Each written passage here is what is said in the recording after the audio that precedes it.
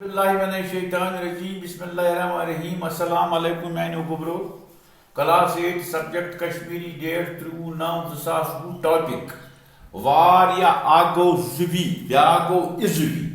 वार थो ख्याल जुवी गो living things समझो आया यानी लिविंग थिंग्स गई जानदार चीज तो इजुवी इजुवी गो नॉन लिविंग थिंग्स यमन जान आती यानी बेजान वार या इजुवी यानी नॉन लिविंग्स नावित सिर्फ मुजक्कर रंगे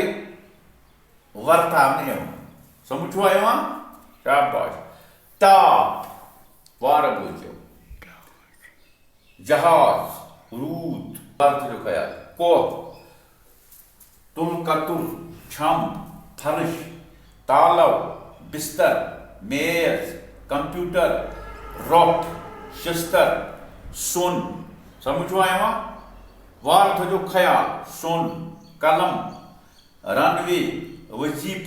तनख्वाह आंगन खा